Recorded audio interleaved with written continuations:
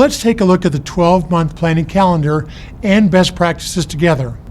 On this calendar, go ahead and check off items you are currently doing, then check off things you want to research and discuss further. The reason I have found the calendar is so important is that if you don't schedule it, it will never happen. Church life and leadership is all about working with the church calendar. If it doesn't get to the church calendar, then it's not real and it's just talk. But once you begin to put something on the calendar, you can then begin to massage it to fit with other things you're doing. By scheduling the best practices and resources you will use on a year-round basis, you will really begin to improve the financial health of your church, your people, and you'll begin to improve the culture of generosity where people are joyful, faithful, and excited about giving to the things that are happening in and through your congregation. Every church can choose the things that will work best for their church. So now let's take a look at the best practices worksheet. You will see each of the best practices listed and then website links to some of the best resources in America that can help with each best practice. So let's go through some of these best practices. On the list, you'll see worship services. Obviously, solid preaching by the pastor or guest speakers on biblical financial truths will be very helpful to your congregation. But it is just one of the many best practices on the page. For the pastor or guest speakers you might use, we have provided links to valuable biblical materials and illustrations that can be a great help in developing a financial or generosity sermon or series. Another item is to include a weekly generosity verse. This is a powerful tool to influence people's attitude and actions when it comes to their giving. In the links, we give you access to over 100 generosity verses. Most churches pray for the offering, but now you can actually have a verse on the screen or bulletin and then have a worship leader or a pastor or a lay leader read the verse and pray about what the verse says. So with the links provided, you can have 2 years of offering verses, and we even have a link to offering prayers for those who may want some help in exactly what to pray.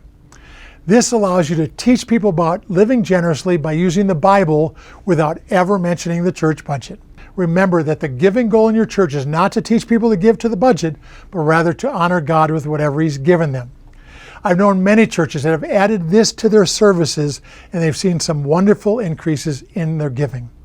Testimonies and teaching videos are things you can also show during the offertory. There are a great number of video resources you can check out on the Best Practices page. Making digital giving available in the worship service or at the end of the worship services is something many churches are beginning to do across the country. Some churches also still use giving envelopes. At the church where I pastored, our giving statements or special offering appeals always included a mail-in envelope that people could mail back or put in the offering plate. The use of a trusted financial or generosity guest speaker is also a best practice used by many churches. The next section touches on financial and generosity teaching materials. We have provided lots of links to valuable teaching resources you can use church-wide, in Sunday schools for all ages, in small groups, or by offering seminars and courses at your church. I have learned that if you really want to have an impact on your entire church and you really want to see giving patterns begin to change, review, select, and distribute one of the generosity devotionals we recommend. This is a powerful way many churches have instructed and inspired people to begin to live more generously. Many churches have seen double-digit giving increases as their people grow in their faith and get excited about honoring the Lord with whatever He's entrusted to them.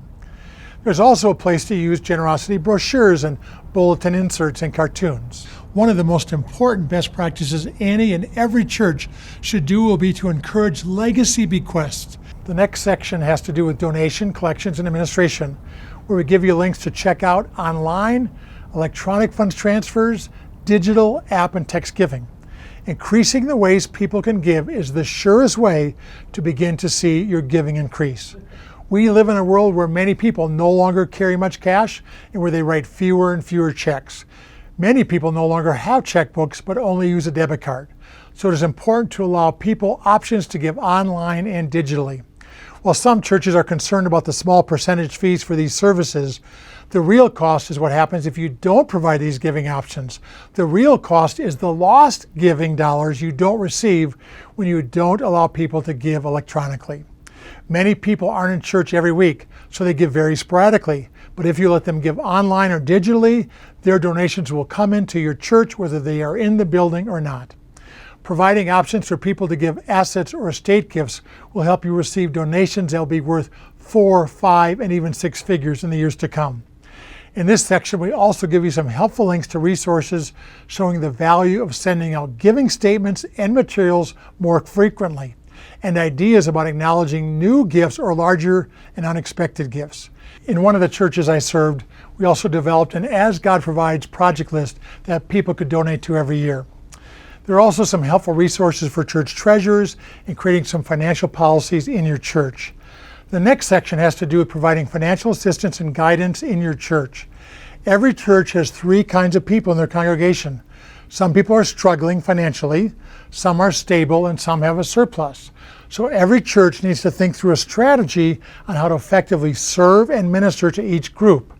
Take time to check out some of the resources in this section. The last section is on different types of funding projects and campaigns.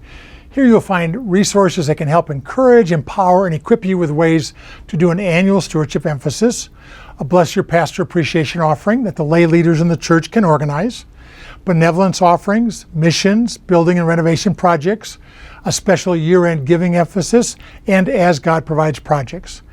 We also include ideas on how to bless your community with an outreach that can touch hundreds or even thousands of lives through your congregation.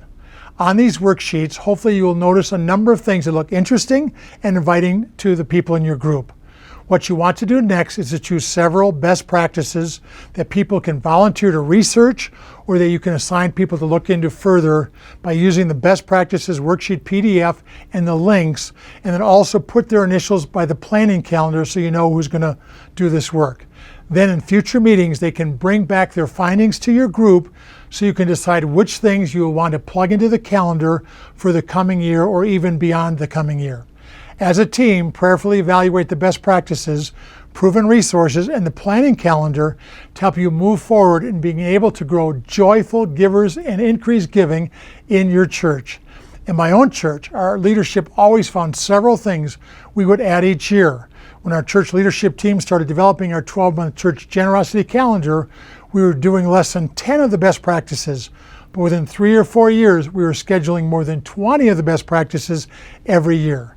This allowed us to increase the joy that people had in our church about giving, and we were able to surpass our operating budget every year, along with having lots of extra resources to do a lot of As God Provides projects for our church, our ministries, our facilities, and our outreach and missions around the world. Thanks for allowing me to share this training session with you. May the Lord bless you and make you a blessing as you discuss and plan and work on these things together.